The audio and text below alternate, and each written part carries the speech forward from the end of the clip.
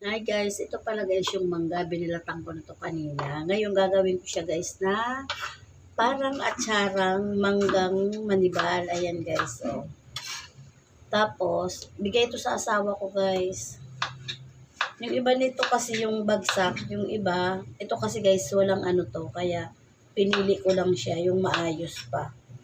Sabi ko, naisip ko, gagawin kong parang atsarang mangga. Ayan. Kaya hinihiwa-hiwa ko na lang siya guys. Kasi hindi ko na to magagayat na yung parang paatsara na papaya. Gawa ng ano, tawag dito. Maano na siya, medyo malambot. Pero ito guys, hindi malutong pa to. Ayan. Ito guys, okay na siya. Isusunod ko yung ating carrots. Ito guys, lalagyan ko siya ng bell pepper. Pero kalahati lang nito. Tapos ito yung ating bawang. Buo din yan guys. Tapos ito yung sibuyas. Hahatiin ko lang siya guys. Bali parang 4 lang na slice. Ayan. Pag biniak mo, bali magiging 4 lang siya guys. Itong ganito lang siya guys. Kasi wala akong hindi ko na nilagay na design. Ganito lang ang hiwa ko, maninipis lang.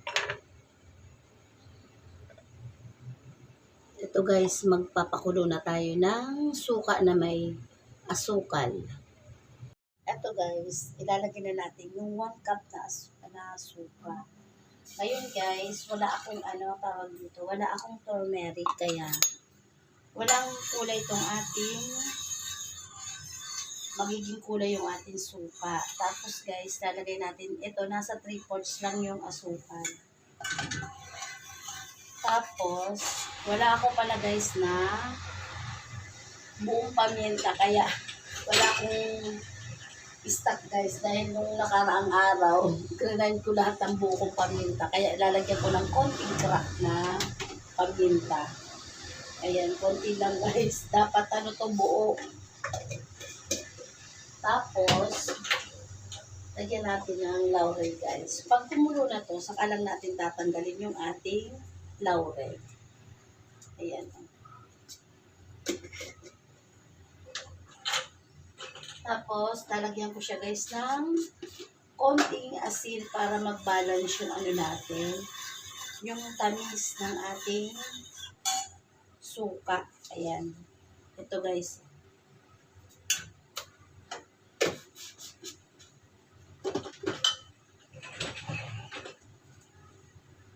Antayin natin siyang kumulo. Tapos ito guys, palalamigin muna natin. Ayan.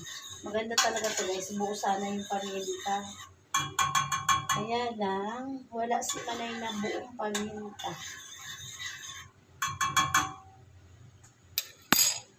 Ito na siya guys. Hindi ko na to guys inanuhan kasi mangga naman to. Hindi ko na bayan ng tag doon. Inano sa mainit. Parang nilampunan kung tawagin sa amin. Ngayon, pag lumamig to, saka ko siya guys maghalo-haloin. Itong ating mga sangkap dito sa ating atsarang mangga. Ayan. Ito guys, kasi mainit pa, palalamigin natin to. Sarap ng lasa niya guys. Yung halo yung tamis at saka yung asim at saka yung alat. Ayan.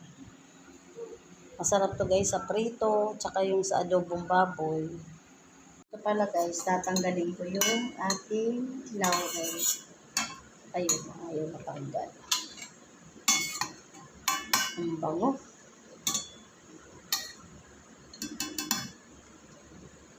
Tapos, ngayon guys, pagkasama-samahin ko na yung aking, eto.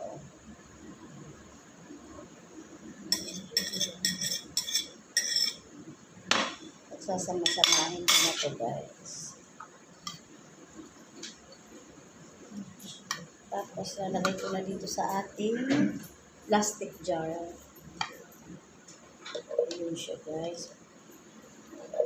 Pero kasi ako yung glass na jar mga guys. Kaya lang sobrang laki naman. Ayan.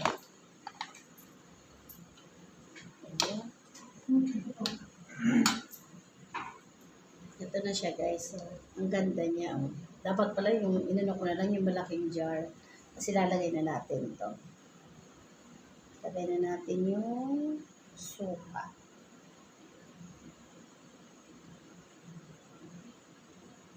Sana sakto lang to guys yung ano. Ayan, sakto lang guys. Ayan, meron na tayong pang ano sa pritong isda o kaya adobong baboy. Ayan siya guys. Bukas guys, pwede na to. Ayan, ang ganda oh. Parang ano tawag dito guys, ano, atsarang manggang manibala. Ayan oh, ang bango pati guys, grabe, ang bango oh. Ang bango. Ayan na siya guys, ang atsara ni Manay.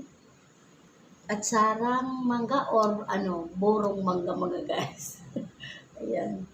Bye guys. Thank you. God bless po.